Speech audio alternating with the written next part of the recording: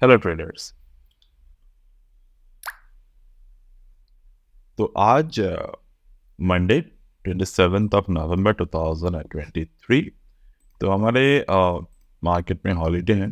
तो I would like to analyse the Nifty stock, Nifty 50 for the weekly analysis. तो अगले हफ्ते क्या पॉसिबिलिटी है। तो मैं यहाँ पर गैन एंगल को ड्रॉ कर रहा हूँ। क्लियर तरीके से आपको क्या ट्रेंड जो है वो दिखाई देगा। तो ट्रेंड जो है वो समहाउ ये last stage of consolidation and momentum यहाँ पर बन रहा है, क्योंकि 4/1 से 8/1 का जो डिस्टेंस है it is somehow bigger distance rather than the 3/1 and the 4/1। तो 3/1 4/1 के बीच में मार्केट एक्चुअली स्टे ही नहीं किया और यहाँ से सीधा एक दिन रुका और दूसरे दिन ब्रेकआउट करके निकल गया। और फर्दर अगर हम देखेंगे तो मार्केट यहाँ पर कोई भी लोअर एंड तक नहीं आए और यहाँ से इनसाइड बार बनाए और इनसाइड बार के हाई पर अभी मार्केट पॉज लिए। तो there is a question, will the market will sustain और will the market will go up beyond 8/1 और इट विल कम डाउन। तो मेरे सीधा सा यहाँ पर जो कंक्लूजन निकल के आ रहे हैं कि ये मार्केट को देखकर तो लग रहा है कि यहाँ पर एक पॉज लिए हैं, बट वी नेवर नो, क्योंकि लास्ट फ्राइडे का जो FII डेटा थे it was somehow showing they what okay, तो उन्होंने बाई किए हैं। तो डेफिनेटली वो बाई अगर रिफ्लेक्ट करेगा तो वो 19,875 के लेवल के ऊपर जाकर करे या फिर 19,850। ये 19,850 की बात हम क्यों कर रहे हैं, क्योंकि 19,850 का जो इम्प्लाइड वोलाटिलिटी है, यहाँ से मार्केट का जो इम्प्लाइड वोलाटिलिटी है वो कहीं ना कहीं मार्केट में रेजिस्टेंस की तरफ काम कर रहे हैं। मैं आपको यहाँ पर ओपन करके दिखाता हूँ। Just let me open the option chart.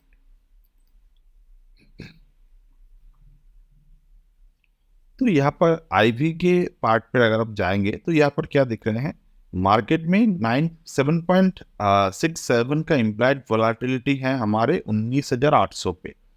19,800 के नीचे यानी कि 19,750 से ये लगातार जो है इंक्रीज हो रहा है। द सेम वे अगर हम देखते हैं तो there is a further implied volatility build on 19,850 call option. तो वो कहाँ पर है, 7.53। अब 7.53 के बाद मार्केट में अगर आप देखेंगे तो इम्प्लाइड वोलाटिलिटी जो है समहाउ डिक्रीज है, जो कि एक आम बात है। उसके बाद अगर आप देखेंगे 20,250 पर जाकर मार्केट का जो इम्प्लाइड वोलाटिलिटी है वो फर्दर 20,200 पे जाकर फर्दर जो है इम्प्लाइड वोलाटिलिटी यहाँ पर इंक्रीज हुए हैं। I think 20,200, yes. तो 20,200, 20,150, 20,100 से इंक्रीज हुए।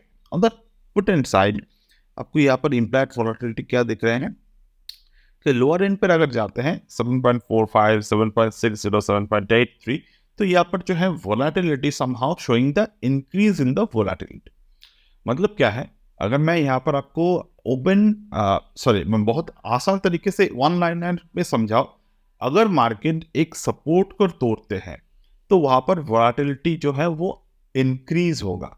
मतलब वहां पर मार्केट के मार्केट के स्ट्रॉन्ग सपोर्ट या फिर स्ट्रॉन्ग रेजिस्टेंसेस है।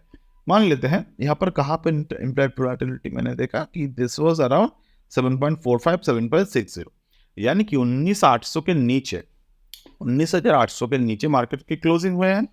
तो 19,800 को छोड़ देते हैं, 19,750 को यहाँ पर रखते हैं। 19,800 भी ऑल्सो वेरी इंपॉर्टेंट। तो 19,800, 19,750 ये जो दो लेवल है, ये दोनों लेवल को अगर मार्केट तोड़ते हैं तो इम्प्लाइड वोलाटिलिटी जो है वो लोअर एंड पे इंक्रीज होगा।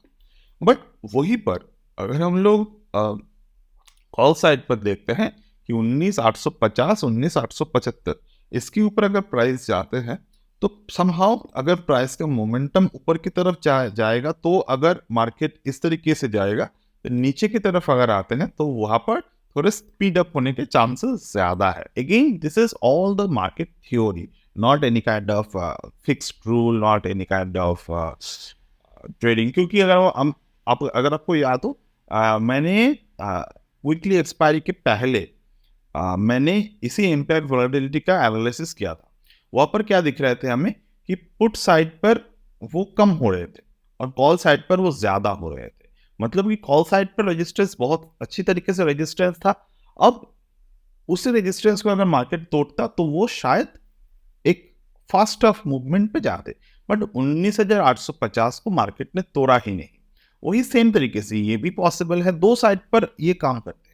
इससे ये भी पॉसिबल है 19,800 के नीचे आए हैं तो हो सकता है 750 तक जाए, बट 750 के नीचे जाए ही ना, या फिर जाते भी हैं तो वो बार बार उसको तोड़ने की कोशिश करें। तो this is a two sided trade.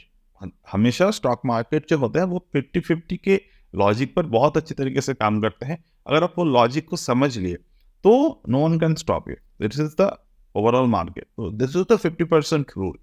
अब क्या है, हम डेफिनेटली वहां पर अगर मार्केट आपको दिखते हैं उस पॉइंट पर आपको और भी ऑप्शन डेटा को स्टडी करना होगा, ओपन इंटरेस्ट को, उस वक्त के जो वॉल्यूम बन रहे हैं, उस वक्त के कॉल पुट पे किस तरीके से चेंजेस आ रहे हैं, तो वो सारे के सारी चीज़ें आपको स्टडी करने होंगे उस वक्त के लिए। तो अभी अगर मैं यहाँ पर देखूँ कि 19,850 पे मार्केट का रेजिस्टेंस तो है, इस पर हम लोग कुछ नहीं बोल सकते, बट ये भी याद रखिएगा कि एफआईआई डेटा भी ऑप्शन ट्रेडिंग के लिए एक बहुत फायदेमंद चीज़ें हैं जो अगर हम लोग देखते हैं तो एफआईआई ने बाई किए, ये बात भी याद रखिए।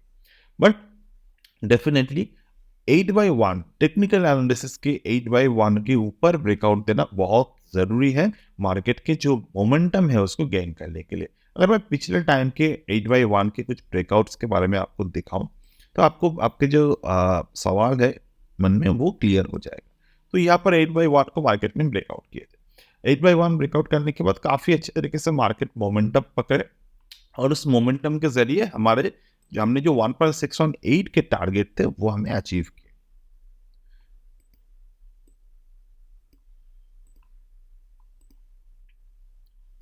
Okay, sorry 1.272। तो ये 1.272 पर गया था मार्केट और ये 1.272 से मार्केट रिवर्स किया। ठीक है, तो यहाँ पर भी हमारे पास एम्पल टाइम था प्रॉफिट बुक करने के लिए 1.27 टू 1.414 के लॉजिक के अकॉर्डिंग। ओके, तो यहाँ पर भी अगर हम देखते हैं कि 8x1 को किस तरीके से ब्रेक कर रहे हैं। अब 8x1 पे एक रेजिस्टेंस बना है, मार्केट ने 4x1 को ब्रेक किए, रेजिस्टेंस बना है, वो रेजिस्टेंस पे मार्केट काफी टाइम घूम रहा है। तो this is also a sign that market is preparing for a good move. अब वो मूव कौन से डायरेक्शन पे आएंगे we don't know, because somehow the price action is showing कि हर एक टाइम मार्केट नया नया सपोर्ट को बना रहे हैं और रेजिस्टेंस के रिकॉर्ड को तोड़ रहे हैं। मतलब जो जो रेजिस्टेंस बन रहे हैं वो सारे रेजिस्टेंस तोड़ रहे हैं। तो ये भी हो सकते हैं कि ये रेंज तक जाने के लिए था। अब ये रेंज से अगर मार्केट नीचे की तरफ स्क्वीज होते हैं तो डेफिनेटली वहाँ पर एक देखने के लिए हम लोगों को प्रॉपर तरीके से वहाँ पर सेटअप को बनाना होगा। ठीक है, now coming to the point, weekly chart. Weekly chart always give us a very clear picture in the market. तो वीकली चार्ट पे अगर हम लोग देखते हैं तो वीकली चार्ट पे यहाँ पर कौन से लेवल थे, 1.618 मुझे याद है ये वाला, और 1.618, 1.272 को मार्केट ने ब्रेक किया। ब्रेक करने के बाद 1.272 से इनसाइड बार फॉर्मेशन बनाकर मार्केट अगर ऊपर की तरफ जा रहे हैं, सो weekly chart is showing a clear bullish trend.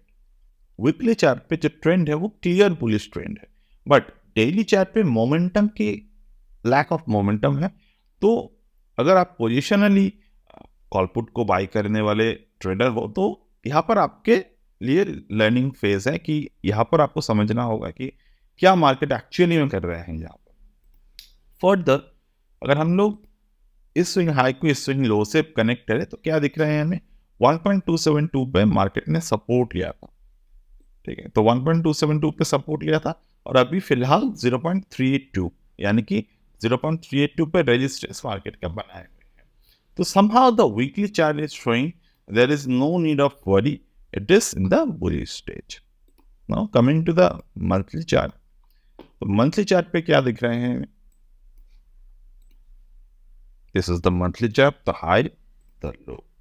Monthly chart पे क्या दिख रहे हैं, 1.272 के ऊपर मार्केट बार बार एक बार क्लोज कर रहे हैं ऊपर, एक बार नीचे क्लोज कर रहे हैं, एक बार ऊपर क्लोज कर रहे हैं, एक बार नीचे क्लोज कर रहे हैं. तो this is one interesting chart the market is forming at the 1.272. अब यहाँ पर हम ये भी नहीं बोल सकते कि मार्केट 1.272 को अपसाइड में ब्रेक किए हैं तो 1.618 तक तो जाएगा, ठीक है.